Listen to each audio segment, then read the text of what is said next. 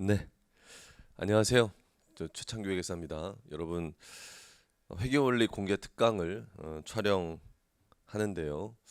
요 회계원리 교재 12장이라는 챕터에 재무제표 작성하는 문제를 지금부터 풀어드리려고 합니다. 제 회계원리 교재가 있는 분들은 그 12장을 보면서 이 강의를 들으면 되고요. 회계원리 교재가 없는 분들을 위해서 요 12장 그 제가 풀어드리는 어떤 내용을 요 강의에 첨부 파일로 올려드릴 테니까 만약에 회계원리 교재가 없는 분들은 그 첨부된 파일을 다운받으셔서 보시면서 강의 들으시면 되고요. 만약에 책이 있으면 그 12장 보시면서 하시면 됩니다. 제가 이것을 그 공개 강의로 이렇게 올려서 여러분들이 볼 수 있도록 도와드리는 목적은 제가 이제 중급 회계도 강의하고 뭐 고급 회계 여러분들 회계사 시험 뭐 세무사 시험 이렇게 합격하는 분들 이렇게 가르쳐 보면서 느끼는 게 뭐냐면 결국 재무 회계라는 것은 재무제표를 만들 줄 알아야 됩니다. 재무제표를 만드는 과정에 대한 전반적인 어떤 흐름과 그 재무제표를 내가 만들 수 있다는 자신감이 좀 생기셔야 어떤 전체적으로 나머지 것들을 어떻게 공부하고 시험 문제 푸는데 아주 많은 도움이 되는데 안타깝게도 회계원리라는 과목을 잘 공부 안 하시는 분도 계시고 또 회계원리라는 과목을 공부했다 하더라도 재무제표를 자기가 만들어 본 사람들이 점점 없어지는 것 같아요. 자기가 문제를 풀면서 끝까지 재무제표라는 게 네 가지가 있지만 그 중에서도 가장 중요한 게 재무상태표와 포괄손익계산서니까 적어도 재무상태표와 포괄손익계산서를 끝까지 만들어 보는 걸 해보셔야 되거든요. 근데 그걸 안 하시는 분들이 꽤 있어서 제가 이것만큼은 본인이 재무회계를 공부하면서 지금 제가 같이 풀어드리는 이런 문제 이런 걸 좀 잘 연습했으면 좋겠다라는 마음으로 이걸 공개 강의를 올린 거니까 여러분들 필요하실 때마다 이 강의를 참조하시면서 내가 재무제표를 만들 수 있는지에 대해서 좀 검증을 좀 해보셨으면 좋겠습니다. 그리고요, 요 강의가 뭐 기본서에 있는 거 풀어드리는 거고요. 요건 제 서브노트 회계원리 서브노트인데 이건 있는 분들만 제 회계원리 서브노트에 그 112페이지 펴시면은 거기에 이제 모의고사를 넣어놨어요. 모의고사 객관식하고 주관식 모의고사를 넣어놨는데 그 객관식은 객관식이고 주관식 문제가 있는데 그 주관식 문제가 그 지금 제가 풀어드리는 재무제표를 작성하는 문제예요. 그래서 그것도 있으시면 꼭 해보세요. 그럼 자기가 재무제표를 정말 만들 수 있는지에 대해서 좀 연습을 할 수 있기 때문에 그런 부탁을 좀 드리고 자 그다음 그럼 바로 이제 12장 여기 뭐 좀 밑줄을 쳐드리면서 그 문제를 해결하도록 하겠습니다. 515페이지 책이 없으신 분들은 프린트물을 보시면 되고요. 515페이지 제1절 첫 번째 줄에 밑줄 치겠습니다. 재무제표는 기업의 경영활동 과정에서 발생한 일련의 거래를 인식, 측정해서 정보 이용자가 쉽게 활용할 수 있도록 작성한 회계보고서이다. 뭐 밑줄 치면 됐고요. 자, 재무제표는 네 가지가 있습니다. 네 가지가 있는데 그 밑에 나열되어 있거든요. 첫 번째 재무상태표, 두 번째 포괄손익계산서, 세 번째 자본변동표, 네 번째 현금흐름표가 있는데요. 여러분, 현금흐름표는 중급회계 때 여러분들이 현금흐름표 작성하는 것을 연습하시게 됩니다. 자본변동표도 역시 중급회계 때 작성하는 걸 조금 해보세요. 그때 가서 해보시면 됩니다. 여기서는 재무상태표와 포괄손익계산서 그 두 개를 잘 만드는 걸 연습하도록 하겠습니다. 516페이지 보시면 책에 그림이 하나 나옵니다. 상단에. 그림은 뭘 보여주는 그림이냐면 이 네 가지 재무제표가 서로 연결되어 있다는 걸 보여주는 그림입니다. 아주 중요해요. 그 네 가지 재무제표가 서로 연결되어 있어요. 어떻게 연결되어 있냐면 일단은 그 그림을 보시면서 이걸 하나 메모하세요. 그 네 가지 재무제표 중에 정태적이라고 말할 수 있는 게 한 가지밖에 없거든요. 네 가지 재무제표 중에 정태적. 여러분, 정태적이라는 말과 동태적이라는 말은 구분할 수 있는 거죠. 정태적이라는 게 특정 시점의 잔액, 동태적이라는 게 일정 기간의 변동분인데 정태적이라는 거 재무제표는 딱 하나 재무상태표입니다. 재무상태표가 자산과 부채와 자본의 숫자를 그 날짜의 잔액으로 보여주는 양식이죠. 나머지 세 가지 거기 적혀 있는 자본변동표, 포괄손익계산서, 현금흐름표 그 세 가지가 동태적이라고 메모하세요. 그래서 정태적 재무제표인 재무상태표의 기초와 기말을 보시면 먼저 포괄손익계산서 얘기를 좀 할까요? 여러분, 포괄손익계산서는 손익거래만 들어있는 재무제표입니다. 포괄손익계산서에 자본거래가 들어가진 않아요. 포괄손익계산서에 손익거래들이 다 들어있는데 여러분, 손익거래 결과물이 NI와 OCI입니다. 손익거래 결과물이 NI와 OCI예요. 그런데 그 NI와 OCI는 잘 들어 재무상태표에 이익잉여금에 들어가고 NI가 OCI는 재무상태표에 OCI 누계액에 들어갑니다. 그렇게 연결해 놓은 거예요. 화살표 보이죠? 그림에. 그렇게 연결된다라고 제가 표시해 드린 거니까 그렇게 알면 되고 그다음 그래서 그 포괄손익계산서라는 거에다가 손익거래라고 좀 적으세요. 포괄손익계산서엔 손익거래만 들어간다. 그다음 그 위에 자본변동표라는 게 있는데 자본변동표는 기초의 자본과 기말의 자본의 변동을 정리한 표인데요. 자본에는 자본거래 결과물인 자본금, 자본잉여금, 자본조정 이런 게 있고요. 손익거래 결과물인 기타 포괄손익 누계액, 이익잉여금 이게 있습니다. 그래서 자본변동표 위에다가 이렇게 적으실래요? 자본거래 더하기 손익거래. 자본변동표에는 자본거래 결과물뿐만 아니라 손익거래 결과물 더한 게 다 들어갑니다. 그 다음 마지막으로 현금흐름표라는 게 있는데 현금흐름표는 기초의 현금에서 기말의 현금까지 1년 동안 현금이 어떻게 변했는지를 정리하는 표고요. 현금 거래가 들어가죠. 현금 거래. 현금이 왔다 갔다 하는 거래들이 현금흐름표에 정리가 됩니다. 현금흐름표는 나중에 중급회계 때 배우시면 현금흐름표는 기초에서 기말의 현금이 변한 금액을 영업활동 때문에 얼마, 투자활동 때문에 얼마, 재무활동 때문에 얼마 이렇게 세 가지 활동으로 구분하려고 만드는 양식입니다. 현금 흐름을 세 가지 활동으로 정보 이용자에게 나눠서 금액을 보여주려고 만드는 양식이다. 이렇게 기억하시면 됩니다. 자, 밑으로 내려가시면 그림 12-1번이 보이실 텐데 그 바로 위에 두 줄 밑줄 치겠습니다. 여기서 회계순환 과정은 재무제표를 작성하기 위해 기업의 경제적 사건을 식별하고 측정해서 전달하는 다음과 같은 일련의 회계 처리 과정이다 라고 해서 그림이 나와 있죠. 회계순환 과정. 여러분 회계 원리를 배우셨으면 회계순환 과정을 당연히 하셔야 되고요. 이 회계순환 과정은 회계 연도를 기반으로 주기적으로 일어납니다. 그 회사의 회계 연도가 대부분의 기업들이 1년이죠. 1년을 주기로 우리가 결산을 하고 재무제표를 작성하는데 1년. 그래서 1년을 주기로 돌아가는 거예요. 반복해서. 거기 보시면 첫 번째 기중의 회계 처리라고 돼 있는데 기중의 회계 처리가 12월 말 법인이라면 1월 1일서부터 12월 31일까지 요때 하는 걸 기중의 회계 처리라고 하겠죠. 우리 1년 동안 거래가 발생하면 분계장에 분계하고 총계정원장에 전기해서 기중의 회계 처리가 끝나고 나면 총계정원장이 만들어져 있다. 이렇게 알고 계시면 되겠습니다. 그 다음 12월 31일이 되면 이제 그 연도 말 기준으로 재무제표를 작성해 줘야 되는데 재무제표를 작성하기 위해서는 결산이라는 절차를 한다는 건 아시죠? 결산의 절차는 첫 번째 수정 전 시산표를 만들고요. 그 다음 기말 수정 분계를 하고 수정 후 시산표가 만들어지고 나면 그 수정 후 시산표에는 자산, 부채, 자본, 수익, 비용이 다 들어있는데 그 중에 수익과 비용은 손익계산서로 보내고 자산, 부채, 자본은 재무상태표로 보내서 재무제표를 만드는 거죠.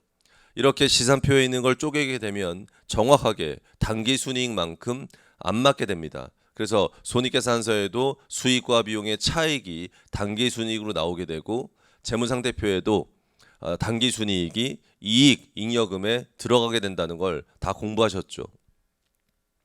장부 마감이란 말이 써 있는데 장부 마감이라는 것은 이런 거 아니었습니까? 손익계산서 개정은 NI를 구성하는 당기순이익을 구성하는 손익계산서 개정들은 전부 다 집합손익이라는 개정 과목으로 마감을 해서 집합손익에 다 모이면 거기에 당기순이익이 계산이 돼서 그 당기순이익을 이익, 잉여금으로 최종적으로 보내는 게 손익계산서 개정의 마감이고요. 기타 포괄손익은 그 기타 포괄손익 개정 과목 그대로 차기 2월 시킵니다. 다시요. 기타 포괄손익에 속하는 개정 과목들은 그 개정 과목 이름으로 차기 2월을 시킵니다.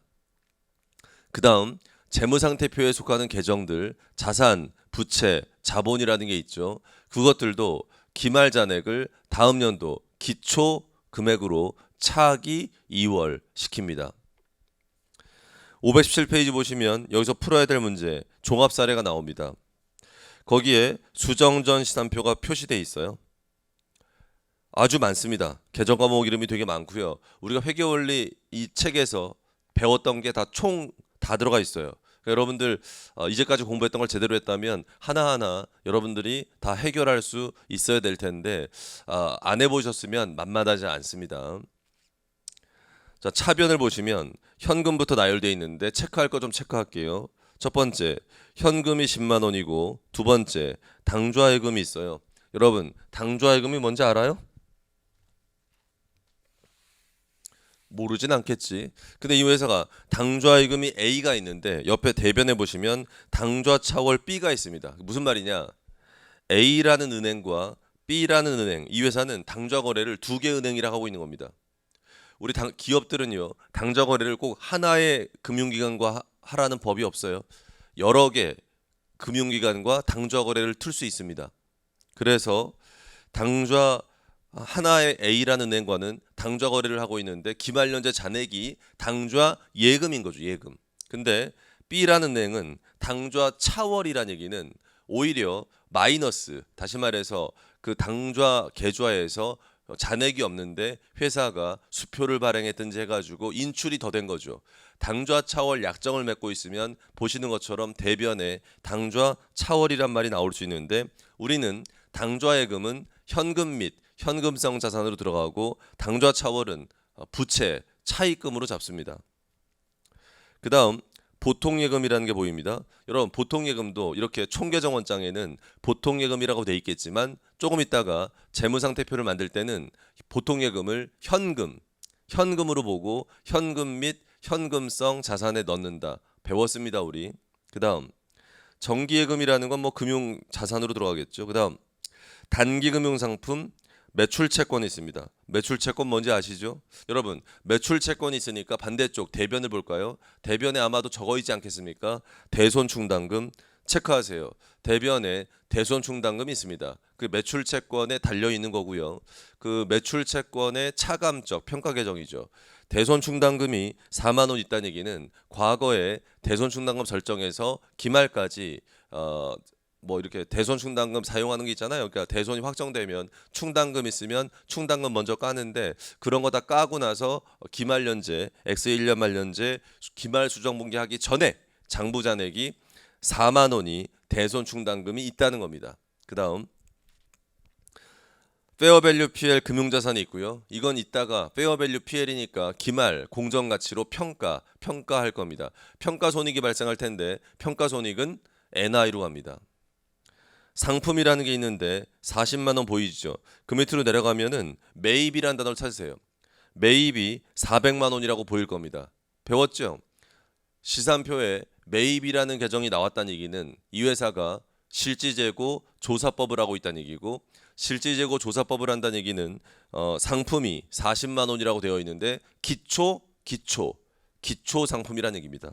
그 다음 페어밸류 OCI 선택 금융자산이라는 게 있네요. 자, 이것은 주식에 투자했을 때 기말 공정가치 평가에서 평가손익을 NI로 보내지 않고 OCI로 보내겠다고 선택한 거니까 조금 있다가 기말 공정가치로 평가한 다음에 평가손익을 OCI로 보내겠습니다. 토지가 있고요. 건물이 있습니다. 건물이 있는 걸 보니까 건물은 반대쪽에 적어 있지 않겠습니까? 감가상각, 누계액, 감가상각, 누계액 확인해 보니까 있습니다. 감가상각, 누계액이 이 건물의 차감적 평가 계정이겠죠. 사채 할인 발행 차감이 있는데 여러분들은 사채 공부하신 분들입니다. 사채라는 게 차변에 사채 할인 발행 차감이 있다는 얘기는 사채를 발행할 당시에 할인 발행했다는 얘기고요. 사채가 어떤 경우에 할인 발행되는지는 여러분이 아시는 거죠. 모르면 안 됩니다. 그래서 할인 발행 차금, 이 회사는 사채 할인 발행했을 때 사채 할인 발행 차금이라는 차감적 평가 계정을 쓰고 있다는 얘기죠. 밑에 보니까 매입이란 말이 있는데 이 매입은 결국 기말 수정 분계를 하고 나면 사라질 겁니다. 사라져서 매출 원가란 이름이 되겠죠. 급여, 보험료, 이자 비용 그런 거 다 비용인 거 알죠? 옆으로 갑니다. 대변을 보니까 첫 번째 당좌 차월이 있는데 말씀드렸고요. 대손 충당금 말씀드렸고요. 매입 채무라는 부채가 있습니다. 단기 차입금, 장기 차입금 있고요. 사채라는 부채가 있는 거 알겠지? 그 다음 감가상각 누계액이 있는데 이건 차감적 평가 계정이고요. 자본금이 있습니다. 이익준비금이 있는데 이익준비금은 법정 적립금이죠. 우리가 현금 배당을 하게 되면 최소한 10% 이상의 금액을 이익준비금으로 적립하라고 상법에 적혀있던 거 그겁니다. 미처분 이익잉여금이 있고요. 여기에 조금 있다가 올해 당기순이익이 발생하면 이 미처분 이익잉여금에 올해 X1년도 당기순이익을 넣겠죠. 재무상태표를 만들면 그게 들어갑니다. 시산표에서는 들어가 있지 않고요. 왜냐하면 시산표는 수익과 비용이 따로 적혀 있기 때문에 그 연도 당기순이익이 아직 미처분 이익잉여금에 들어가지 않은 상태죠. 그 밑에 매출, 임대료, 이자 수익, 매입 애누리오 환출이 있는데 그 매입 애누리오 환출은 저거 아닙니까? 매입의 차감, 순 매입액 찾을 때 빼야 되겠죠. 넘깁니다. 518페이지를 보니까 기말 수정 분계를 할 자료가 나와 있습니다. 그 자료가 519페이지까지 그 다음 페이지까지 있다. 520페이지까지 어우 엄청 많습니다. 그러니까 이 문제를 하나 다 푸는데 시간이 꽤 걸립니다. 저희도 이 같이 풀어드리는데 1시간은 걸릴 거예요. 그 정도는 시간 투입을 해야 이 문제를 다 풀 수 있어요. 그러니까 여러분들 연습을 굉장히 잘 할 수 있는 문제고 여러분들이 정말 재무회계에서 재무제표라는 걸 본인이 혼자서 이런 많은 자료를 정리해 가면서 풀 수 있는지를 트레이닝 할 수 있는 문제니까 꼭 잘할 때까지 연습을 좀 하시기 바랍니다. 여러분 이 문제가요 이렇게 전체 자료가 다 나와 있는데 그걸 제가 이제 칠판에 하나씩 기말 수정 분계 해드릴 거거든요. 그런데 이 문제가 이 챕터가 이것들을 이제 그 공통 자료에 있는 것들 하나하나를 520페이지 보시면 1번에라고 해서 수익과 비용의 결산 정리라고 해가지고 그 밑에 보시면 가로 1번에 미지급 비용이라고 돼 있죠. 예제가 나옵니다. 예제 12-1번이 나오는데 그 예제에 나오는 그 내용이 이 지금 종합 문제의 그 결산 자료 하나하나예요. 그러니까 앞에 적혀 있는 걸 다시 예제로 만들어 놨어요. 자, 무슨 말이냐면은 518페이지 맨 위에 보니까 수익과 비용의 기말 정리 사항이라서 가로 1번에 단기 차입금 150만 원이란 말이 보이시죠? 520페이지 보시면은 그 예제 12-1번에 뭐라고 써 있냐면 종합사례 자료인데 단기 차입금 150만 원이 보이죠? 그러니까 그 종합사례에 있는 하나하나의 기말 수정 분계할 조정 사항을 예제로 만들어 놨어요. 제가 예제를 하나하나 푸는 것처럼 칠판에 하나하나 해결을 하면 이게 이 종합 문제의 기말 수정 분계를 다 하는 것이다. 이렇게 따라오시면 됩니다. 자, 제일 먼저 520페이지 거기에 단기 차입금 얘기 좀 하겠습니다. 이쪽에다 이제 할 거고요. 150만 원이라고 돼 있고요. X1년 10월 1일부터 차입했다고 돼 있습니다. 1년간 차입했고요. 차입금에 대한 이자율은 12%고요. 연이자율이 12%. 이자는 원금 상환일의 일시에 지급하기로 했다고 했습니다. 그러니까 1년 뒤에 한 번 해주겠다는 얘기죠. 장기 차입금은 X1년 12월 말 이자를 지급했습니다. 여러분 이자를 지급했다는 얘기는 기말연재 발생한 이자를 지급했다는 얘기예요. 장기 차입금. 그리고 당기분 법인세 비용이 12만 원이다. 요구사항은 미지급 이자 계산하고 기말수정분기야 이렇게 써 있습니다. 그럼 이쪽에다가 제일 먼저 첫 번째 조정사항 하는 거니까 요게 지금 미지급 비용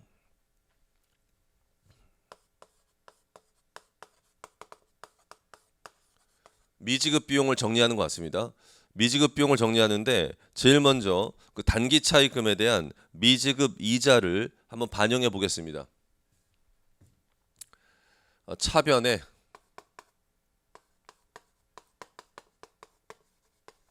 이자 비용, 대변에 여러분 제가 대변에 지금 미지급 이자라고 쓸 건데요. 미지급 이자는 미지급 비용에 속하는 거고요. 미지급 비용이 넓은 말이고요. 미지급 이자는 세부적인 이름입니다. 뭐라고 쓰든 관계 없습니다. 책의 해답에는 즉 보시면 대변에 미지급 비용이라고 되어 있습니다. 그렇게 미지급 비용이라고 해서 넓은 이름 적어도 전혀 문제 없습니다. 여기에 들어가는 금액 계산하니까 150만 원이라는 게 그 단기 차입금 차입한 금액입니다. 연이자율이 12%입니다. 곱해 보세요. 150만 원에 12% 곱해 보세요. 얼마 나오셨어요?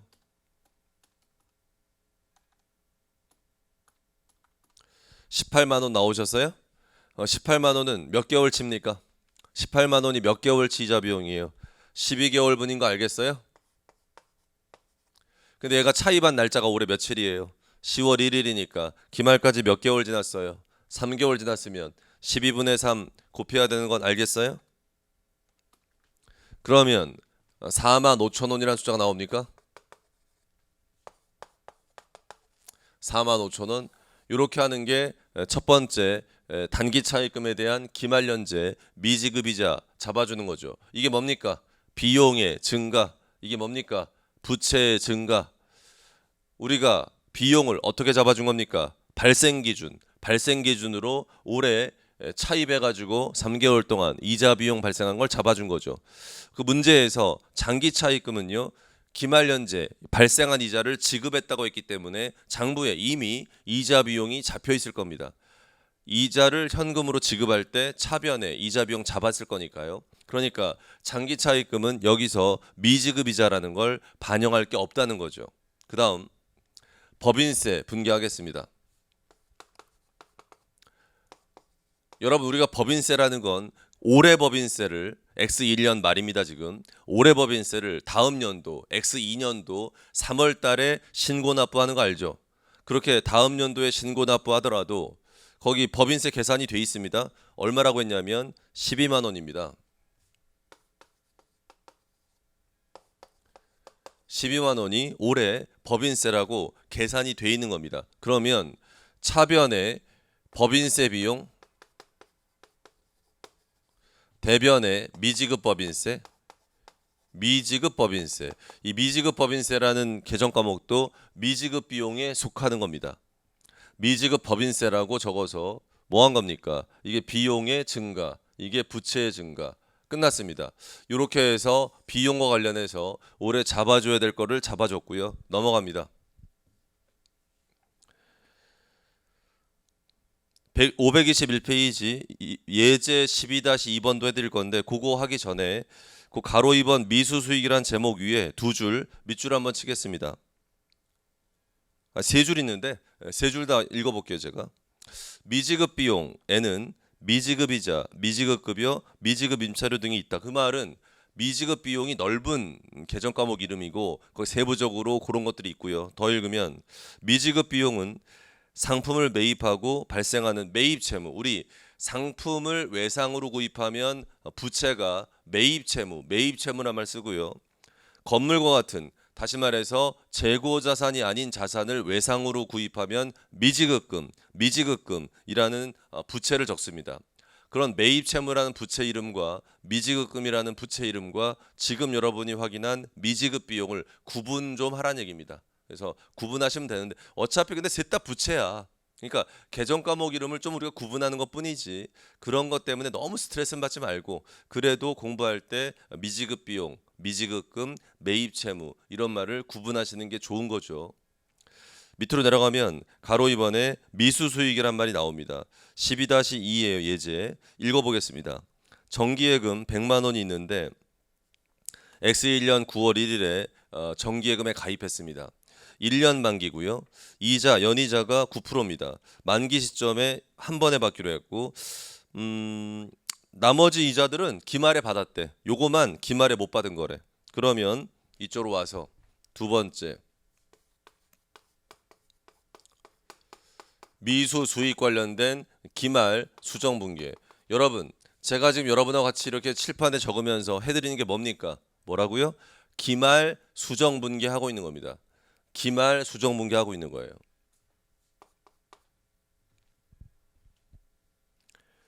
정기예금을 얼마 가입했냐면 100만 원입니다. 100만 원에 9%를 곱해보세요. 얼마 나옵니까? 100만 원에 9% 연이자를 곱하면 9만 원 나오죠. 여러분, 9만 원이라는 건 몇 개월치 이자입니까? 9만 원이 12개월분 이자인데 이 정기예금을 언제 가입했다고요? 9월 1일 날? 그러면 올해 기말까지 몇 개월이 경과됐어요? 몇 개월이? 4개월 맞습니까? 계산을 하니까 얼마 나오냐면은 3만 원 나옵니다. 그럼 차변에 미수, 여러분 미수 수익에 미수 이자란 이름이 있는 거야. 그러니까 일부러 자기들이 적어주고 있는 거야. 미수 수익이라고 쓸 수 있는데 이런 이름을 다 쓸 수 있다는 거. 미수 이자라고 해도 되고 미수 수익이라고 해도 되고. 그래서 여기 3만 원이야. 3만 원만큼 대변에 이자 수익 이렇게 하는 거죠.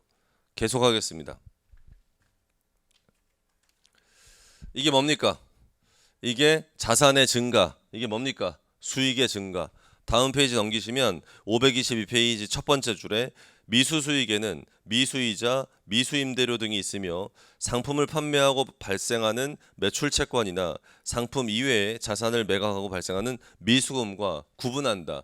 그 매출채권이라는 이름도 자산, 미수금도 자산, 미수수익도 자산인데 이렇게 상황에 따라서 계정 과목 이름을 구분해서 잘 적으시면 된다라는 겁니다. 가로 3번입니다. 선급 비용에 대해서 나옵니다. 그럼 세 번째 선급 비용 관련된 자료를 보고 기말 수정 분계를 하겠습니다. 예제 12-3번을 보니까 X1년 10월 1일에 건물에 대해서 1년분 화재보험료를 20만 원 지급했습니다. 이를 전액 비용 처리했다. 그 말은 뭐냐? 기중에 대변에 현금 20만 원 나갈 때 차변에 뭘 잡았다는 얘기입니까? 차변에 선급 비용이 아니라 보험료라고 20만 원 잡았다는 얘기입니다. 20만 원은 1년분입니다. 근데 얘가 날짜가 10월 1일이니까 올해 경과된 기간은 3개월만 경과되는 거 아닙니까? 3개월만 경과되니까 여기 분개할게요. 차변, 대변. 얘가 보험료가 20만 원이에요. 20만 원을 지금 장부에 전액 비용 잡았습니다. 전액 비용 잡았어. 그런데 이 중에 올해 비용 잡힐 건 12개월 중에 3개월치만 비용 잡아야 돼. 그 말은 9개월치는 비용 잡으면 안 되고 9개월분은 다음 연도에 비용이 돼야 되니까 계산을 하시면 이 금액이 15만 원이 나옵니다. 그러면 이때 우린 대변에 보험료 장부에 이미 우리가 보험료를 20만 원만큼 비용 잡았기 때문에 15만 원만큼 비용을 감액해야 올해 비용이 얼마만 될 거야? 5만 원만 잡힐 거고 차변에 15만 원이라는 숫자는 다음 연도에 보험료라는 비용이 돼야 되니까 선급 비용, 선급 보험료라는 단어가 선급 비용에 속하는 거야. 선급 보험료. 이게 자산이지. 그래서 이렇게 자산 잡아서 다음 연도로 2월에서 다음 연도에 요만큼의 비용을 잡겠다는 거죠. 자, 이게 뭡니까? 자산의 증가. 이게 뭡니까? 비용의 감소. 다 있죠. 여러분 그 예제 해답 보시면요. 해답에 두 번째 해답 2번이 있습니다. 여러분 그 해답 2번은 그냥 비교해 드리려고 만들어 놓은 거야. 무슨 말이냐? 이 문제는 문제 공통 자료에서 그러니까 이 전체 문제 풀 때 보험료를 단기 비용 처리해서 기중에, 그러니까 지금 제가 칠판에 적으면서 같이 확인해 드린 저렇게 기말 수정분기 해야 됩니다. 그런데 거기 예제 해답 2번에 적혀 있는 건 만약에 이 회사가 기중에 현금 20만 원 지급할 때 20만 원을 비용이 아니라 선급 비용이라고 자산으로 잡았다면 기말 수정분계를 그렇게 할 거야라고 보여준 거죠. 비교해서. 알아들었죠? 무슨 말인지? 그래서 이 문제에선 이렇게 우리가 분계를 해야 되고, 이런 걸 보면서 계속 느낄 거는 기중의 회계 처리를 어떻게 했느냐에 따라서 기말 수정 분계가 좀 달라질 수 있다는 거죠. 기중의 회계 처리에 따라서 기말 수정 분계를 잘 확인해야 된다. 523페이지 보시면 가로 4번입니다. 가로 4번에 뭐가 나오냐면 선수, 수익이란 말이 나옵니다. 관련된 자료를 읽으면 예제 12-4번입니다. X1년 4월 1일에 건물을 임대하고 임대료를 받았는데 30만 원입니다. 30만 원이란 임대료가 12개월분이에요. 12개월분. 요거를 차변과 대변에 어떻게 또 계산을 해서 기말 수정할 거냐. 이것은 기중에 현금 30만 원 받았을 때 어떻게 대변에 적었느냐에 따라서 기말 수정 분계가 달라집니다. 거기 읽어보니까 회사는 30만 원만큼 현금 수령했을 때 대변에 뭘 잡았냐면은 수익으로, 현금 받았을 때 전액 수익으로 잡았어. 그러면 30만 원이라는 건 12개월분 임대료인데, 수익인데, 얘가 올해 몇 개월이 지나는 거야? 4월 1일서부터니까 9개월. 그러면 이 금액 중에 9개월분은 올해 수익 잡는 게 맞아. 30만 원 중에 9개월은 올해 수익 잡는 게 맞지만 3개월분은 다음 연도 수익이 되니까 요 계산을 해보면 얼마가 나오냐면 7만 5천 원 나와가지고, 회사가 그럼 장부에 임대료라고 하는 임대료라고 하는 수익을 30만 원 많이 잡았지. 그러니까 7만 5천 원만큼 더 잡아놓은 거 아니야. 그럼 임대료란 수익을 7만 5천 원만큼 감소시키면서 이때 대변에 선수 임대료. 자, 이게 뭐야? 수익의 감소. 이게 뭐야? 부채 증가. 선수 임대료란 부채는 선수 수익이라는 거에 포함되는 이름이죠. 끝났습니다. 이렇게 하는 거고요. 그 밑에 해답 2번은 만약에 이 회사가 현금 30만 원 수령할 때 대변에 임대료라는 수익을 잡지 않고 선수 수익이라는 부채, 기중에 부채를 잡았다면 기말 수정 분계가 그렇게 달라질 거라는 걸 보여드린 겁니다. 넘어갈게요. 524페이지 보시면 이제 2번 제목에 자산과 관련된 손익의 결산 정리 사항이라고 나옵니다. 첫 번째 가로 1번에 보시면 현금 계정의 기말 수정 분계라고 나오는데 그 부분을 하겠습니다. 예제 12-5번 있습니다. 예제 12-5 읽어보겠습니다. 당사는 소액현금 제도를 채택하고 있는데 12월 중에 소액현금 지출 내역은 다음과 같고 기말 현금 시제액이 4만 원이다. 여러분 이렇게 중급회계 때 안 나와요. 이거는 정말 회계원리 책에만 있는 거고, 요거 지금 보는 거 여러분 중급회계 수업 들으면 이거 볼 일이 없을 거야. 근데 실무적으로는 있는 거니까 과거에 어려운 거 아니야. 그러니까 여러분 처음 봤을 거야. 지금 제가 이렇게 설명하는데 이거 낯선데 제가 얘기해드리면 편하게 생각해. 잘 봐. 우리가 소액현금 제도라고 돼 있는 게 뭐냐면 기업들이요 그 거래가 발생하는데 굉장히 많은 거래가 있어요. 근데 현금 관련해서 매일매일 왔다 갔다 하는 거를 그 담당자가 매일매일 분계 끊고 있으면 그 하나하나를 너무 힘들어요. 그러니까 돈을 쓸 때는 영수증만 모아놔요.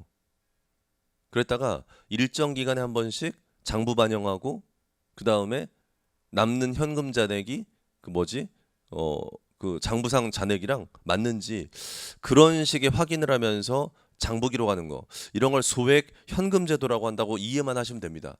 자, 여러분 지금 거기 보시면 현금이 얼마 남았대요. 그걸 확인하세요. 기말에 금고를 열어봤더니 현금이 얼마 남았다고 돼 있습니까? 4만 원. 4만 원 남았다고 돼 있어요. 근데 앞으로 가시면 517페이지 보세요. 우리가 수정전 시산표를 아까 확인하고 하는데 517페이지 수정전 시산표를 보니까 현금이 얼마라고 돼 있는지 확인해 주세요. 10만 원이라고 돼 있습니까? 현금이 얼마 차이 납니까? 기말 수정무기 하기 전에 현금이라는 계정에 장부 금액이 10만 원인데 금고 열어봤어요. 금고 열어봤더니 4만 원밖에 없대요. 그 말이 뭘까요? 6만 원만큼이 현금이 없다는 거죠. 그러면 6만 원만큼 어디에 현금을 썼는지를 확인해야 될 거 아닙니까? 그걸 장부 정리하려고 하는데 첫 번째 여비교통비. 여비교통비가 2만 원이 있고 소모품비 2만 원이 여비교통비 3만 원. 소모품비 2만 원. 일로 오세요.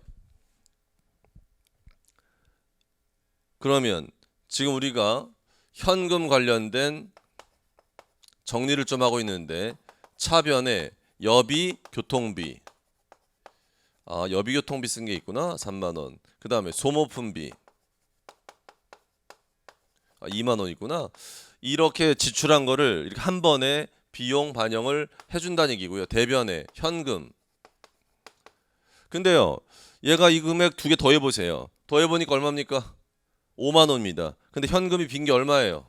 6만 원입니다. 이렇게. 그러면 얼마가 안 맞아요? 만 원이 안 맞죠? 뭡니까 이거? 현금 분실된 겁니다. 그러니까 뭐냐면 이게 이러면 안 되지. 여러분 실무적으로 이렇게 현금이 안 맞으면 안 되는 거야. 그냥 보여주려고 만든 거야. 이렇게 실무적으로는 영수증을 다 확인했는데 어디 썼는지 모르겠는데 현금이 만 원 빌 때가 있을 수 있어. 우리 이럴 때 잡손실. 그 금액이 크지 않으면요. 만약에 이 현금이 부족한 금액이 엄청나게 크면 원인 밝혀야지. 그 담당자 어떻게 해서 원인 밝히고 만약 원인 안 밝히면 자기 급여에서 메꾸든지 그렇게 작업해야지. 근데 보통 조금 안 맞으면 그런 건 잡손실 처리예요. 왜냐하면 현금 담당하는 직원 자체가 그 현금 매일매일 맞추는 거 자체가 힘든 일인데 이렇게 현금 안 맞았을 때 네가 책임져 이렇게 말해버리면 그거 아무도 안 맡으려고 하거든요. 그러니까 약간의 차이는 이렇게 잡손실 이렇게 해줄 수 있다는 걸 받아들이시고 넘어가겠습니다. 두 번째입니다. 가로 2번. 당좌예금의 결산 정리. 당좌예금. 자, 여러분들은 당좌예금을 저랑 같이 배우셨습니다. 근데 당좌예금도 중급회계 가시면 많이 할 일이 없어요. 당좌예금을 중급회계 시간에 그렇게 많이 하지 않고 여러분 실제 공인회계사 시험에도 당좌예금 때문에 이걸 막 고려해야 되는 문제가 많진 않아요. 하지만 회계원리 단계에서 당좌예금을 좀 정확하게 알고 가셔야 중급회계할 때 편하시다. 당좌예금이라는 건 이 당좌예금에서 수표라든지 어음을 발행하려고 기업이 그 금융기관과 당좌 거래를 튼 거 아닙니까? 옆으로 가시면 예제 12-6번 있고요. 우리 당좌 거래를 텄다는 얘기는 그 은행과 당좌 예금이거나 또는 당좌 차월이거나 이런 게 있다는 건데 읽어보겠습니다. 당사는 A라는 은행, B라는 은행 두 은행과 그러니까 당좌 거래하고 있는 은행이 두 개라는 얘기입니다. 두 개.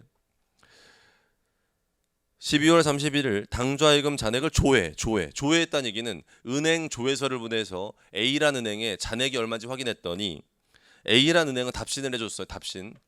은행 조회서에 답장이 왔는데 35만 원이다. 잔액이 당좌예금. 그다음 두 번째 B은행은 당좌 차월. 당좌 차월이라는 건 마이너스입니다. 플러스가 아니라 마이너스로 15만 원 있다. 그래서 안 맞아. 자, 여러분, 우리가 여섯 번째 당좌예금 관련된 걸 하는데 이쪽에다 하자. 이쪽에다가 여섯 번째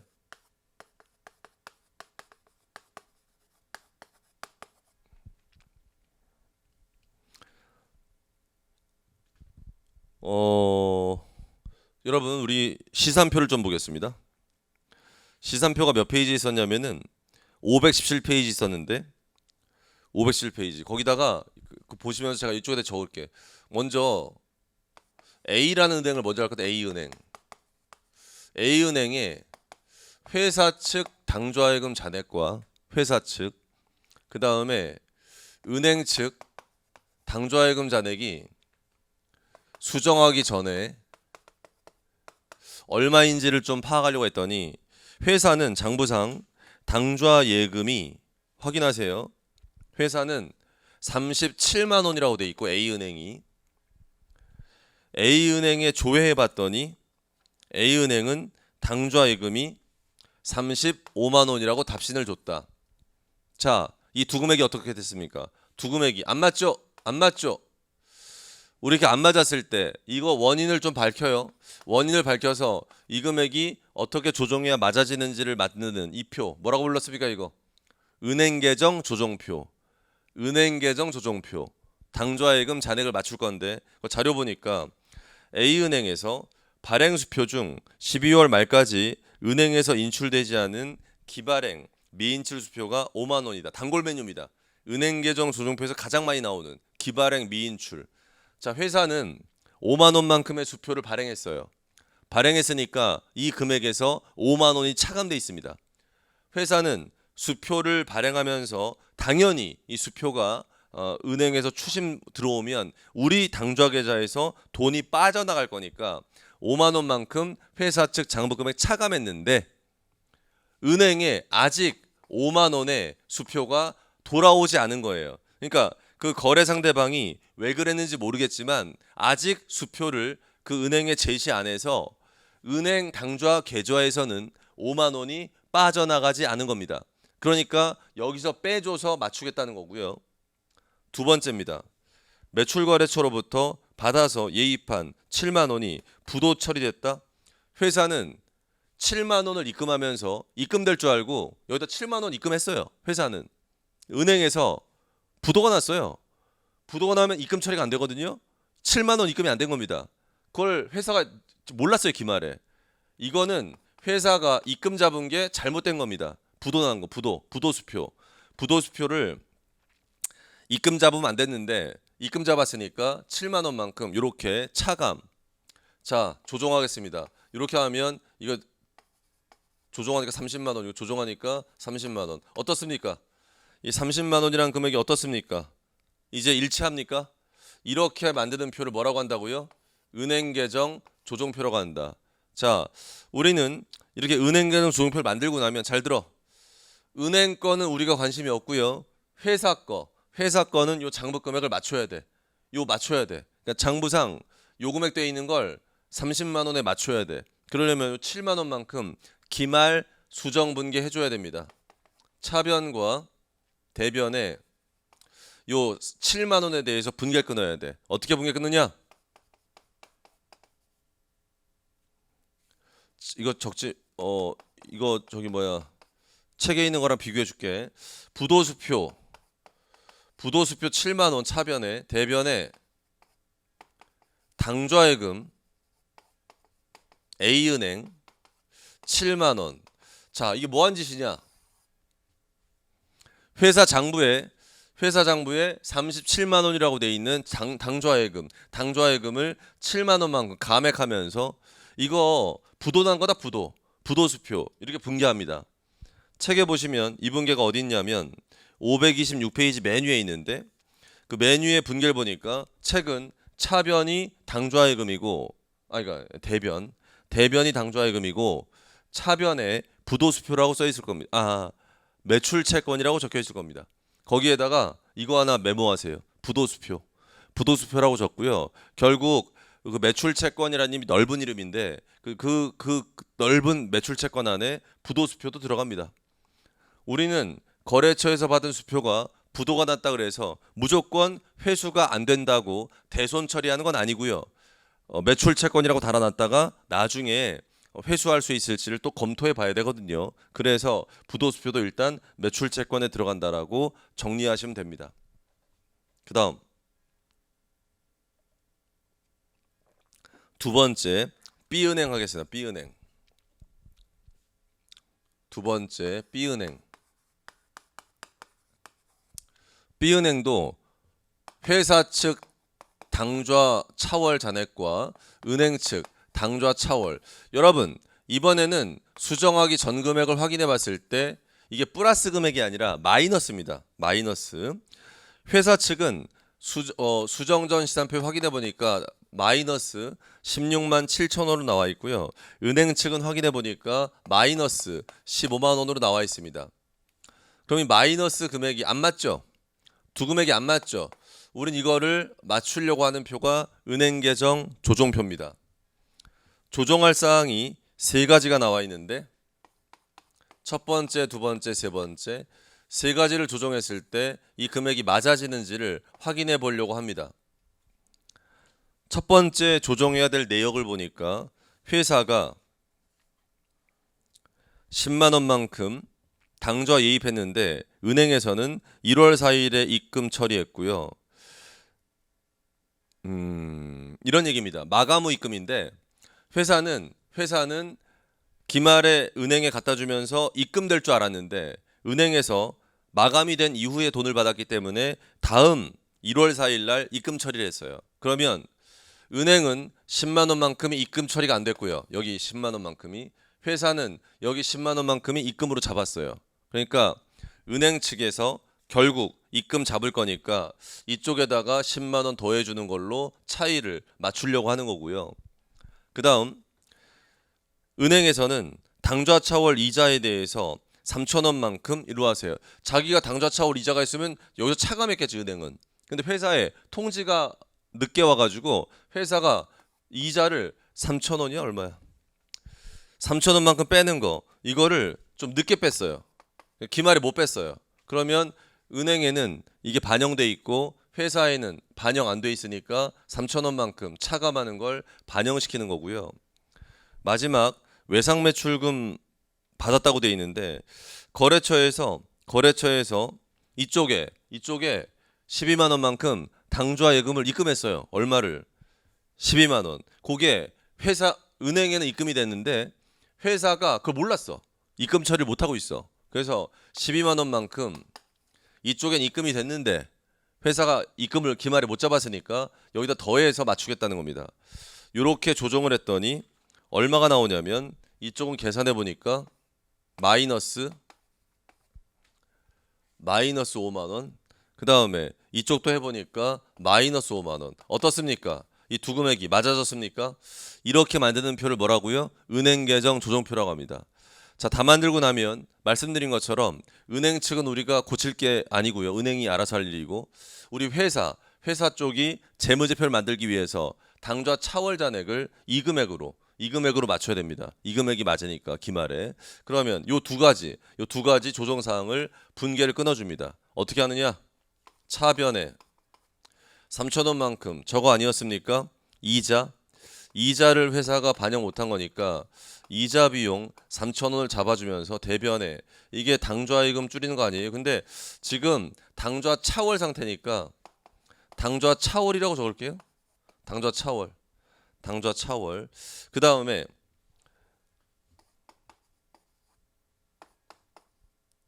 요 12만 원만큼 회사의 당좌 차월이 감소.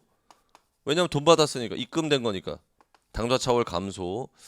그 다음에 이쪽에다가는 이게 저거 회수한 거지. 받을 돈 매출 채권 12만 원. 매출 채권 12만 원. 매출 채권. 이렇게 분개합니다. 자, 이게 뭡니까? 비용의 증가. 이게 뭡니까? 부채 증가. 이게 뭡니까? 부채 감소. 뭡니까 이거? 자산 감소. 이렇게 회계 처리한다는 얘기입니다. 끝났습니다. 요게 당좌 예금 관련해서 은행 계정 조정표 만드는 거 해봤습니다. 다음 526페이지 가로 3번 페어밸류 필 금융자산. 옆으로 가니까 예제 12-7번 있습니다. 페어밸류 필 금융자산은 이 회사가 타 회사 주식을 좀 투자했다는 얘기입니다. 타 회사 주식을. 자, 7번째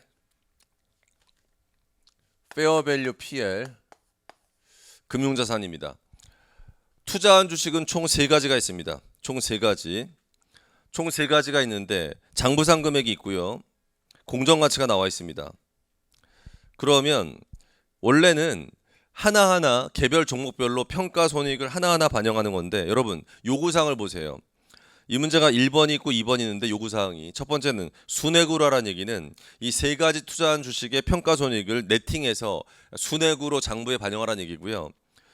요구사항 2번을 보시면 개별 종목별로 다시 말해서 총액으로 하는 건데 그렇게 하면 올라가서 이익 난 건 평가이익으로 떨어져서 손실 난 건 평가손실로 각각 총액으로 분개하는 건데 어떻게 하든 단기순이익에 영향을 미치는 금액은 동일합니다. 근데 이 문제는 공통 이 전체 우리가 종합 문제 푸는 지금 이 전체 자료에서는 순회구라고 돼 있어요. 그래서 순회구로 분개하겠습니다. 차변에 결과적으로 세 가지 종목을 다 확인해 보니까 금융자산이 증가됩니다. 공정가치가 올랐어요. 얼마 올랐냐면 5만 원만큼 올랐습니다. 5만 원만큼 올랐을 때 대변의 평가이익 이게 어디로 간다고요? OCI가 아니고요. NI 단기손익으로 들어간다는 얘기입니다. 왜냐하면 페어밸류 PL이니까. 됐습니다. 이렇게 마무리하시고 그 총액으로 하는 분께 여러분이 확인하세요. 네 번째 가로 4번 매출채권 기말수정분개라고 되어 있는데 넘기겠습니다. 예제 12-8번 이거 좀 어렵습니다. 중요하기도 하고요.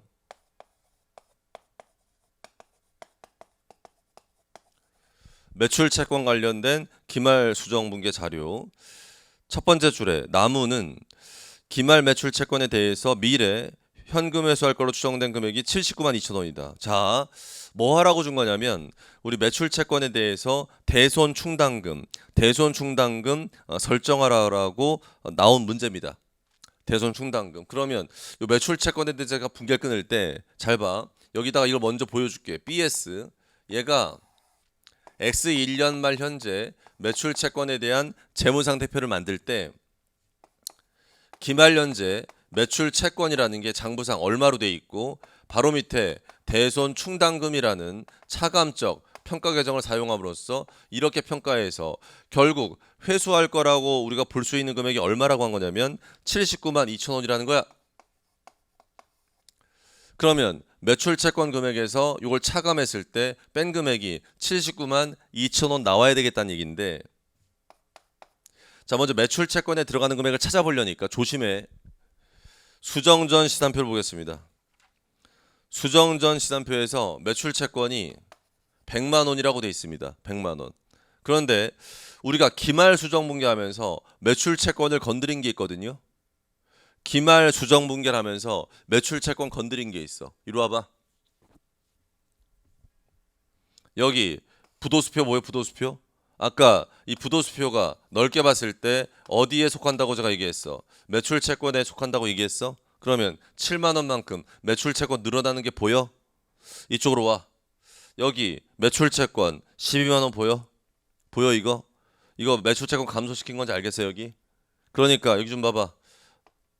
더하기 7만 원 빼기 12만 원 이렇게 계산해봐 지금.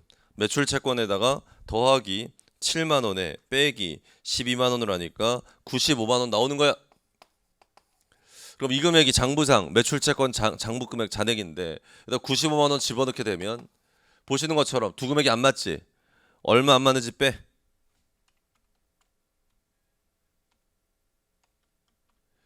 15만 8천 원이야. 그러면 15만 8천 원만큼 이게 뭐야? 이게 기말연재 대손충당금 잔액이 돼야 될 것 같은 거야. 그런데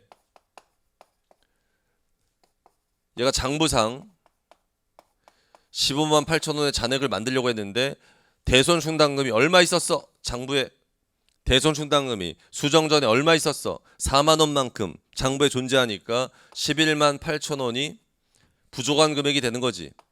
그래서 대손 충당금이라는 걸 대변에 11만 8천 원 증가시키면서 차변에 대손 삼각비 비용 잡는 거죠. 마무리하십시오. 이렇게 기말 수정분개가 되어 있습니다. 이렇게 하면 대손 충당금이 15만 8천 원 잡히게 됩니다. 넘어갑니다. 잘하세요. 조심하시고.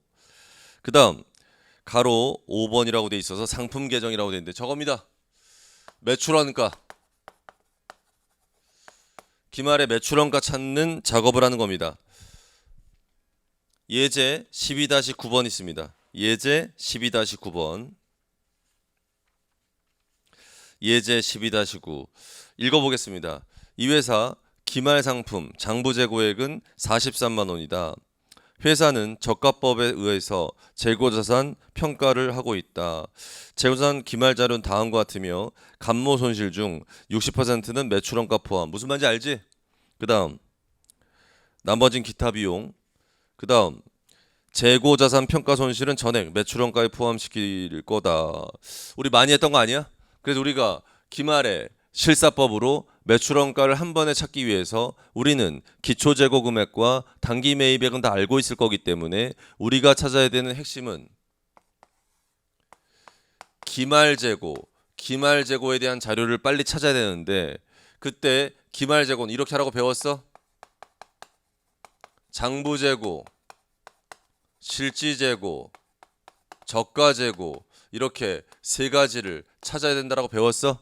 그 자료 보시면 A라는 상품은 장부재고 수량이 1000개고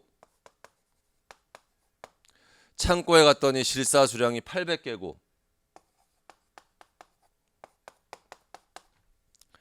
개당 단가가 100원인데 순실현 가능 가치가 얼마인지 확인해. A라는 상품 기말에 순실현 가능 가치 대답해줘 빨리. 얼마야? 110원이야. 150원에서 40원 빼면 110원인데 110원이 100원보다 오히려 큰 금액인지 알았어? 그럼 저가는 100원이라고 적어야 되는 거 이해하는 거야?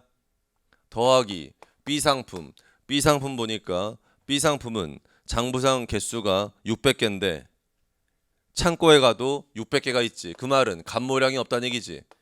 B상품은 간모량이 없어. A상품은 간모량이 200개고 개당 단가를 확인해 보니까 150원이 원가인데 순실현 가능 가치는 얼마야? 순실현 가능 가치가 120원이야. 120원. 그럼 낮은 금액이 저가니까 120원 적는 거 이해했겠지? 그 다음 마지막 C상품은 개수가 장부상도 800개, 창고에 가도 800개. 다시 말해서 간모량이 없어. 단위당 가격은 원가가 300원인데 NRV가 420원이야. 다시 말해서 순실현 가능 가치가 더 높아. 그러면 여기다 전부 다 300원 이렇게 곱하는 거죠. 뭐 다 했습니다. 이 계산을 해보면요, 이 금액이 얼마가 나오냐면은 43만 원, 41만 원, 그 다음에 마지막 저가 재고가 39만 2천 원 이렇게 나옵니다. 다 했고요. 우린 이걸 반영하기 위해서 기말 수정 분계를 해야 되겠습니다. 어떻게 합니까? 우리가 매출원가를 찾기 위해서 기말에 하는 수정 분계 중에 첫 번째, 제일 먼저 하는 게 저거 아닙니까? 매입액을 순매입액으로 바꿔야 되지 않습니까? 근데 내가 매입 애누리와 환출이 수정 전체에 있었습니다. 매입 애누리와 환출 얼마가 있었냐면 수정전시산표에 5만 원이 있었습니다. 5만 원을 제거하고 대변에 매입이라고 해서 매입 금액을 순매입액으로 바꾸는 겁니다. 순매입액으로. 그 다음 자, 순매입액 찾았으면 이제 이거죠. 기초재고, 단기 순매입액, 기말재고, 매출원가 이렇게 실사법으로 매출원가 찾는데요. 제가 부탁했던 게 뭡니까? 이렇게 분계 틀 잡을 때 분계 틀을 잡으실 때 기초재고에 대한 재평충 이 문제 없습니다. 기초재고에 대한 재평충이 없어요. 기초재고는 재평충이. 그래도 적으라고 제가 부탁했죠. 기초재고에 대한 재평충이 없더라도 적고 대변에 얘는 전액 다 매출원가에 반영한다고 했으니까 매출원가. 그 다음 기말재고. 기말재고에 대한 재평충. 재고자산 평가충당금 적으라 그랬죠.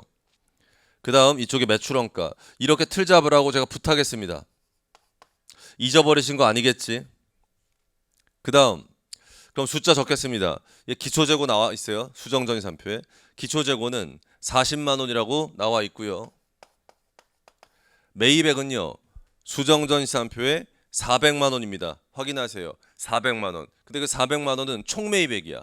400만 원에서 5만 원, 5만 원 빼니까 395만 원입니다. 이렇게 하고 나면 전 이거 더한 거 뭐라고 불러지? 계속 매출원가 될 수 있는 최대 금액이다.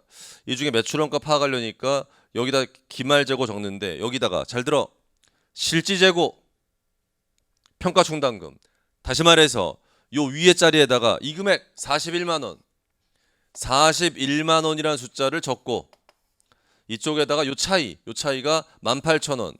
18,000원이라는 재고 평가 충당금 잔액 이렇게 하면 이 금액에서 이 금액을 빼면 저가재고가 된다라고 가르쳤는데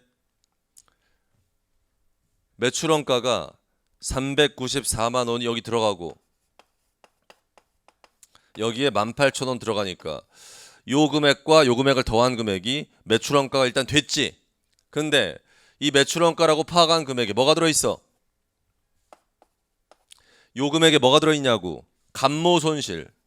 감모손실이 전액 들어있는데 감모손실은 여기 봐. 얼마짜리 이거 빼면 2만 원이야. 2만 원인데 2만 원 중에 얼마가 매출원가 아니래. 2만 원 중에 60%만 매출원가 들어갈 거니까 40%면 2만 원 40% 얼마야? 8,000원이야? 그럼 2만 원에 40% 하면 8,000원. 8,000원만큼 매출원가라고 하지 말고 기타 비용의 감모손실 뭐 이런 별도 비용으로 따로 잡는다. 이렇게 우린 연습했죠. 마무리하세요. 여러분, 제가 지금 여러분에게 이것을 처음 가르쳐드리고 있는 게 아니지 않습니까? 지금 여러분 총정리하는 회계원리 마지막 챕터에서 이제까지 배웠던 거 다 같이 하는데 어떠세요? 여기 풀고 있는데 할만하십니까? 아니면 이런 거 배웠는지 안 배웠는지 기억도 안 나고 난 이거 혼자 자료 보고 전혀 못하겠는데 어떤 건지 모르겠습니다. 제가 부탁합니다. 여러분 잘할 때까지 연습해야 돼. 지금 제가 이렇게 풀어드리는 강의를 혼자 이 자료 보고 혼자 다 할 수 있을 때까지 연습해야 돼. 그래서 재무제표까지 만들어 봐야 돼. 끝까지. 그래야만 본인이 하는 거야. 꼭 그렇게 연습하시고요. 넘깁니다. 530페이지입니다. 530페이지에 가로 6번입니다. 거기 뭐라고 되어 있냐면은 페어밸류 OCI 선택 금융자산이고요. 예제 12-10번입니다. 읽어보면 이 회사가 P투자 회사 A회사 발행 주식의 2%인 100주를 장기 보유 목적으로 한 주당 4,000원에 현금 매입했는데 매입 수수료 등 기타 비용이 10만 원 발생해서 그래서 그걸 다 합산해서 그 취득원가로 잡은 거야. 여러분 페어밸류 OCI 선택 금융자산은 취득할 때 거래원가 발생하면 취득원가에 가산시키는 겁니다.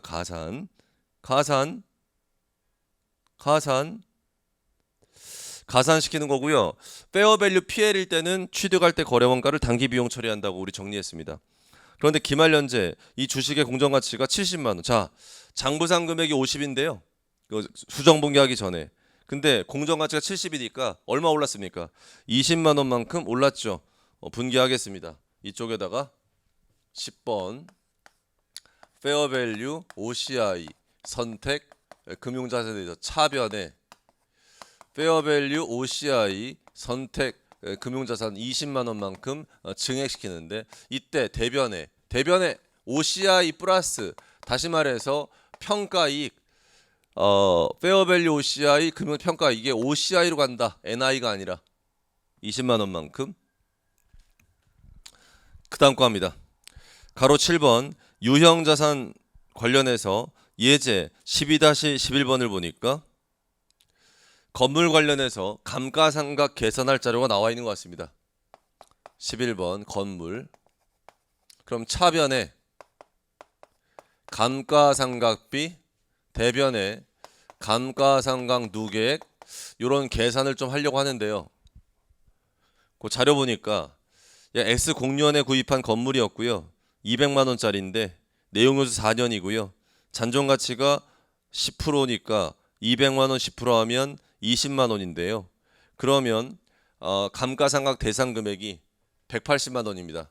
200만 원에서 20만 원 빼면 정액법인가요?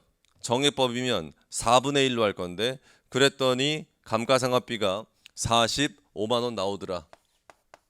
그럼 45만 원만큼 이렇게 분기하는 건 이해하시겠죠?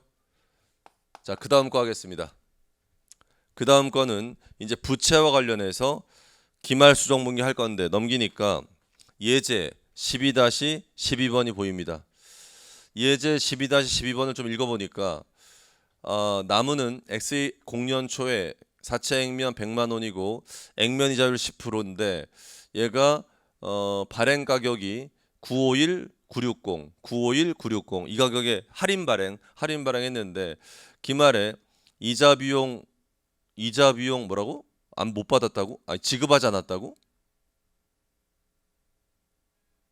그러니까 그러면 회사가 기말에 이자 지급하지 않았네. 미지급 상태네. 그리고 얘가 두 번째 연도야. X 1년이 두 번째 연도. 그럼 두 번째 연도 이자 비용 계산해야 되는데 유효이자? X 공년 다음 X 1년? 그 계산이 밑에 되어 있는데 여러분 그 계산은 여러분이 할 줄 아시겠죠? 여러분 유효 이자율법 많이 해보신 분 맞죠? 그러면 분개만 하겠습니다. 사채 관련해서 차변에 회사가 이자 비용을 아직 반영 안 했어? 이자를 지급하지 않아 가지고 이자 비용이 115,943입니다. 이건 여러분이 잘 계산하세요. 대변에 원래 기말에 이자 지급해야 되는데 미지급 상태여 가지고 미지급 이자가 액면 이자가 10만 원. 미지급 이자. 안 맞는 금액 15943 요게 저겁니다. 상가액. 우리 상가액을 사채, 할인 발행, 차금 이렇게 없애죠. 이 결국 부채를 증가시키는 겁니다. 그래서 이게 비용의 증가, 이게 부채 증가, 이것도 부채 증가. 비용 증가, 부채 증가, 부채 증가. 자, 이렇게 정리했습니다. 그다음 사채 관련 얘기 끝났고요. 마지막입니다. 이제 장기 차익금 관련 얘기 나와 있는데 예제 12-13번을 보니까 X공년 2월 1일 날 고려은행으로부터 300만 원 차입했는데 이 차입금의 상환 조건이 X7년 이때 150만 원, 나머지는 X3년도. 그러면 전체 300만 원 중에 X1년 말에 150만 원만 유동성 대체가 필요해. 유동성 대체하는 건 잘 시험에 안 나오는데 그래서 이제 오시면 장기 차입금에서 150만 원만큼은 차변에 장기 차입금이라는 부채를 감소시키고 대변에 유동성 장기 차입금이라는 계정 과목으로 150만 원만큼 잡아서 이것은 비유동 부채였는데 유동부채로 바꿔주는 거죠. 비유동부채 감소시키고 유동부채 증가시키고 이렇게 끝났습니다. 여기까지 해서 책에 있는 예제 12-13번까지를 쭉 하나씩 우리가 확인하면서 했고요. 이게 이 회사가 기말에 해야 되는 수정분기를 다 한 겁니다. 많죠. 실무적으로 이거보다 더 많아요. 그러니까 여러분들이 기말에 결산해서 재무제표 작성하는 게 만만한 작업은 아니에요. 근데 우리 합격할 때까지는 이 정도보다 적게 나와요. 여러분들이 조정할 것들이. 그러니까 근데 연습을 해야죠. 연습을 해가지고 이게 하나하나 할 때하고 이걸 한 번에 다 해보는 거라고 느낌이 달라. 반드시 본인 실력을 향상시키려면 이런 전체를 다 해보는 걸 해봐야 돼. 그래야 여러분 좋으니까. 533페이지 보시면 제3절에 결산 절차라는 제목이 나오고 넘기면은 1번 제목에 수정 후 시산표 작성이란 게 나옵니다. 이거 맞추기 힘들죠. 거기 534페이지 책을 보니까 수정 후 시산표가 만들어져 있는데 만약에 지금 저희가 이렇게 같이 풀어드린 이 문제를 혼자 풀어서 거기 나와 있는 수정 후 시산표를 숫자를 다 맞췄다. 이런 거 다 조정해가지고 수정 후 시산표가 그 책처럼 만들어졌다. 본인이 만들었을 때, 어우 대단합니다. 그거는 이제 회계사가 되실 거예요. 세무사가 되시든 이 재무회계 관련해서는 아주 잘하시는 겁니다. 한 번에 이걸 맞추기가 힘들어요. 분명히 몇 개 틀린 게 있을 겁니다. 그 틀린 걸 뭐라고 좌절하지 마시고 잘 표시해 가지고 내가 뭘 실수했는지를 체크하세요. 그다음 이 문제를 다시 풀어보세요. 푼 다음에 한 2주 뒤에 다시 한번 풀어보세요. 그리고 또 틀리면 또 체크했다가 2주 뒤에 또 한번 풀어보세요. 그런 식으로 반복하시면 실력을 향상시킬 수가 있습니다. 자, 거기 첫 번째 확인합니다. 차변에 현금, 아까 우리 현금 10만 원으로 돼 있던 걸 4만 원에 맞췄지. 두 번째, 당좌예금 A은행 아까 30만 원에 맞췄지. 그다음 보통예금은 건드리지 않았어. 정기예금 건드리지 않았어. 단기금 상품 건드리지 않았어. 매출채권 건드렸지. 매출채권 아까 건드렸잖아. 이렇게 요금액으로 맞 요금액 95만 원. 요금액으로 맞추도록 건드렸잖아. 그다음 페어밸류 PL 금융자산 건드렸지. 걔 기말 공정가치야. 그 45만 원이라는 숫자가 기말 뭐라고? 공정가치. 그다음 미수수익 건드렸지 우리가. 선급 비용 건드렸어. 상품 체크해. 41만 원. 무슨 재고야? 기말 재고. 기말 재고고 그 41만 원 일로 와봐. 그 41만 원이 실지 재고야. 실지 재고. 반대쪽을 봐. 반대쪽에 재평충 있나 찾아 빨리. 대변에 재평충, 재고 전 평가 충당금 18,000원 찾아가지고 뺀 금액. 뺀 금액이 저가 재고가 될 거야.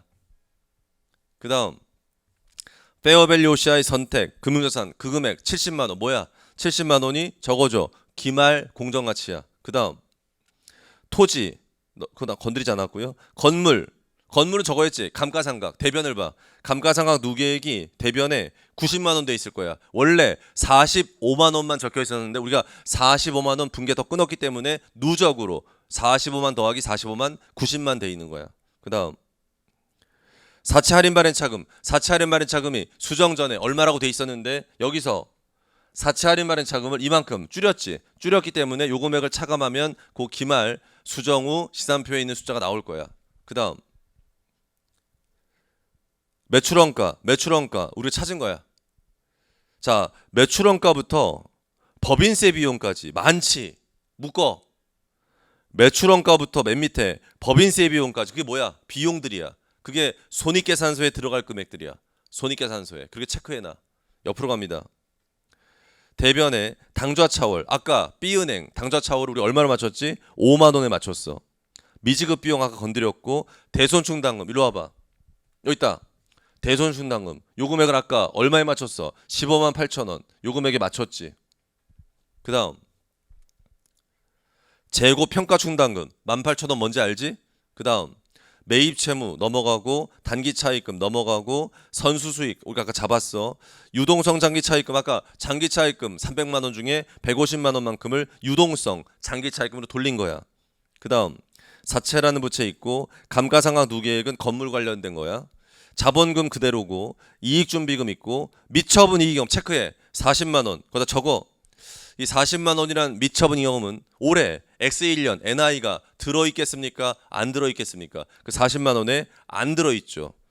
잠깐 넘겨보시면 541페이지 보세요. 541페이지 재무상태표 작성이라고 해서 재무상태표가 만들어져 있는데 거기 대변을 보시면 자본에 미처분 이익잉여금이 숫자 확인하세요. 541페이지 161만 1,406 얼마야? 빨리 확인해봐. 확인 다 했어? 거기다가 메모해. 40만 원 더하기 40만 원 더하기 862. 자, 이게 뭐냐? 이게 우리가 단기 순이익을 반영하기 전에 미처분 이익잉여금이었는데 더하기 이게 뭐야 이게? 요 1211 862가 뭐겠어? 이게 X1년도 이 회사에 뭐겠어 이게? NI입니다. NI. 옆으로 오시면 540페이지 540페이지에 손익계산서가 만들어져 있는데 그 밑에서 네 번째 건가에 단기순이익이 이 금액인지 확인해줘. 단기순이익 확인하시고 거기다 NI라고 NI 뭐 NI 단기순이익 NI 됐습니다. 앞으로 오시고 534페이지 보시면 거기에 미처분 이익 밑에 적어 있다. 금융자산 평가이익 20만 원. 이게 뭐야? 그 뭐야?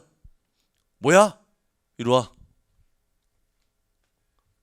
페어밸류, OCI 선택, 금융자산 평가했을 때 이거 OCI 기타 포괄손익이 잡혀 있는 거죠. 이것은 NI로 안 갑니다. 기타 포괄손익으로 따로 관리합니다. 20만 원. 그거 적혀 있는 거 확인하시고 그 밑으로 갑니다. 매출부터 임대료, 평가이익 NI 5만 원, 이자 수익 18만 원. 그 네 가지가 뭡니까? 그게 단기 순이익 들어가는 거예요. 자, 제가 지금 비용과 수익에서 단기 순이익 들어가겠다고 말한 거 있지. 그것들은 다 어디로 갑니까? 손익 계산서로 갑니다. 어딜 펴시냐면은 540페이지 펴세요. 540페이지 펴시면 손익계산서가 만들어져 있는데 거기 적혀 있는 수익과 비용들이 제가 지금 시산표에서 확인한 그 NI에 들어간다는 것들이 쫙 들어가는지를 여러분들이 다 확인하시면 되고요. 쫙 더했을 때 마지막에 단기 순이익이 121만 1,862원이 나오는지를 맞춰야 됩니다. 이 맞추기가 진짜 힘들어요. 다 만들어 보면 맞춰야 된다니까 나중에는. 그래야 공부 잘한 거지. 그렇게 해서 좀 노력을 하세요. 그 다음에 NI를 구성하지 않는 게 있죠. 뭡니까? 거기 손익계산서 밑에 보세요. NI 밑에 기타 포괄손익이 보이십니까? 거기 금융자산, 평가이익, 다시 말해서 페어밸류 OCI, 선택, 금융평가이익 20만 원 적혀 있습니까? 거기다 메모하세요. 그 20만 원은 변동분입니다. 손익계산서에 적혀 있는 숫자는 변동분이야. 변동분. 옆으로 가시면 재무상태표가 541페이지 바로 보이실 텐데 옆 페이지에 거기 재무상태표 대변에 기타 포괄손익 누계액에 금융자산 평가이익이 OCI가 20만 원 적혀 있어. 체크하시고 뭐라고 적을 거야? 잔액이야, 잔액. 그 20만 원이 잔액이야. 선생님, 방금 전에 변동분이라고 말씀하신 거랑 잔액이 똑같아요. 20만 원. 왜 그런지 알아? 얘는 올해 처음 평가해서 기초금액이 없어. OCI 기초금액이었기 때문에 변동분이고 잔액이야. 만약에 기초금액이 있었다면 변동분과 잔액이 금액이 다를 겁니다. 알고 계시라고요. 그래서 기타 포괄손익은 손익계산서에 적혀 있는 건 변동분, 재무상태표에 적혀 있는 건 잔액. 이걸 명심하세요. 그 다음 앞으로 갑니다. 그럼 제가 534페이지에 수정 후 시산표를 전부 다 한번 확인해 드렸고요. 여러분이 이렇게 만들 줄 알아야 됩니다. 535페이지 보시면 2번 제목의 메뉴에 계정의 마감이라는 게 있는데 여러분 가로 1번을 보니까 포괄손익계산서 계정의 마감입니다. 먼저 단기 순이익을 구성하는 것들을 넘기면 536페이지 예제 12-14번이 있는데 어떻게 하는 겁니까? 단기 순이익을 구성하는 것들을 전부 다 어디다 다 모아요. 집합손익 계정에 다 모으고 모든 수익과 비용 계정 0으로 단기 손익 구성하는 건 잔액을 0으로 만든 다음에 537페이지 보시면 그 예제의 마지막 3번 답의 분계가 차변에 집합손익 1211862 대변에 미처분 이익 영업이 나오네. 그게 이거 아닙니까? 이 숫자 뭡니까? 이게 단기 순이익을 미처분 이익 잉여금으로 보내는 분계 알죠 여러분? 밑으로 내려갑니다. 가로 2번 재무상태표 계정의 마감은 넘기면은 우리는 자산부채 자본에 속하는 계정 과목들은 기말잔액을 다음 연도 기초금액으로 차기 2월 시킨다. 기타 포괄손익도 그렇게 합니다. 재평가 페어밸류 OCI 선택 금융자산 평가이익도 기말잔액을 다음 연도 기초금액으로 차기 2월 시킵니다. 538페이지 가로 3번에 기초 재수정분계라는 역분계가 나와 있는데 역분계는 실무적으로는 하지만 시험 문제는 안 나오거든요. 그래서 역분계라는 게 실무적으로 어떤 회계 처리 방법의 편리를 돕기 위해서 하는 작업이구나라는 정도만 알고 가시면 됩니다. 다음 539페이지 제4절 재무제표 작성인데요. 넘기면 540페이지 포괄손익계산서가 만들어져 있고요. 이렇게 만든 것이 보고식으로 손익계산서 만든 거죠. 맨 밑에 보시면 단기순이익 숫자 밑에 기타 포괄손익이 있는지 확인하시고 그 밑에 총포괄이익이 나와 있는지를 확인해 주시면 감사하겠습니다. 거기 별표 주석이 있는데 주석 1번을 보면 밑줄 치겠습니다.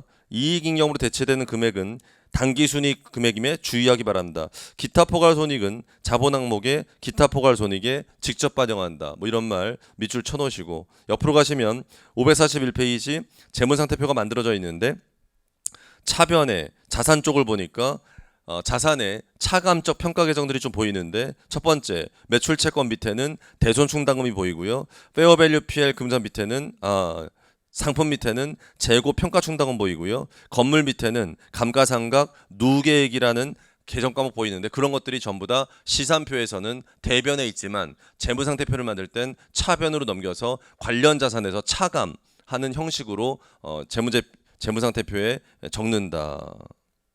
그 다음 그 자산 중에서 현금 및 현금성 자산이라는 게 있습니다. 현금 및 현금성 자산. 여러분 그건요. 우리가 시산표에서 여러 가지로 적혀 있던 걸 현금 및 현금성 자산에 들어가는 걸 다 때려 넣은 거야. 현금 포함해서 보통예금, 당좌예금 이런 거 다 합쳐서 적은 거야. 그렇게 알면 돼. 그 다음 나머지 계정 과목들은 여러분이 확인하시고요. 대변 쪽을 보니까 대변에 부채 쪽에 사채가 있는데 사채 바로 밑에 사채 할인 발행 차금이라고 적었지. 그게 사채라는 부채의 차감적 평가 계정인 걸 여러분이 아시면 되고 자본 쪽을 보시면 자본에 기타 포괄손익 누계액 밑에 평가이익이 20만 원 적혀 있는 거. 그 OCI 확인하시고 이익준비금 있고 미처분 이익잉여금이 이 금액, 요 더한 금액. 이 더한 금액으로 되어 있는지를 체크하시면 다 끝났습니다.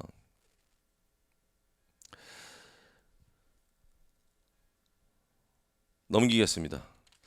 이렇게 해서 제가 여러분 요 12장 회계원리책 12장에 있는 걸 전체 정리해 드렸는데 요걸 저희가 이제 첨부 파일로 올려 드렸으니까 여러분들이 필요하시면 그걸 다운 받아 가지고 제가 이거 강의한 걸 뭐 참고하기 전에 본인이 먼저 한번 풀어 보시면 참 좋을 것 같고요. 항상 본인이 먼저 풀고요. 모르거나 틀린 거 있을 때 제가 이렇게 설명해 주는 걸 한번 들으시면 도움이 되실 겁니다. 이 공개 강의는 언제든지 다시 신청해서 또 볼 수 있기 때문에 이런 필요하실 때마다 활용하셔서 여러분 합격에 도움이 된다면 제가 이렇게 촬영한 보람이 있겠습니다. 그래서 잘 들으시고 이걸 바탕으로 중급회계도 열심히 하시고 고급회계도 열심히 하시고 그래서 여러분 목표하는 시험이 어떤 시험이든 간에 끝까지 열심히 하셔서 합격하시길 바라고요. 회계원리 책이 있으신 분들은 요 챕터에 주관식 문제가 2개 들어 있습니다. 주관식 문제가 거기 542페이지부터 2개가 들어있는데 그거 역시 똑같은 지금 우리가 한 것처럼 작성하는 문제인데 해보세요. 책이 있는 분들은 책이 없는 분들은 요 12장 본문만 제가 파일로 올려드렸으니까 그냥 뭐 이거만 하셔도 되고 책이 있는 분들은 그 연습 문제 주관식 문제 2개 있는 거 또 푸시고 그 다음 제가 아까 말씀드린 것처럼 제 회계원리 서브노트가 있으신 분들은 그 맨 뒤에 모의고사, 객관식 모의고사, 주관식 모의고사 실어드렸는데 그 문제도 풀어보시면 해답이 다 있으니까 확인이 되실 거고 혹시라도 확인했는데 잘 이해 안 되시는 거 있으면 저 게시판에 질문 올리도록 하십시오. 여러분 언제든지 여러분이 합격하는데 저는 최선을 다해서 강의할 테니까요. 여러분들 열심히 공부하시고 궁금하신 거 있으면 질문 올리시고 그렇게 해주시면 감사하겠습니다. 여기까지 수업 들으시느라고 수고하셨습니다.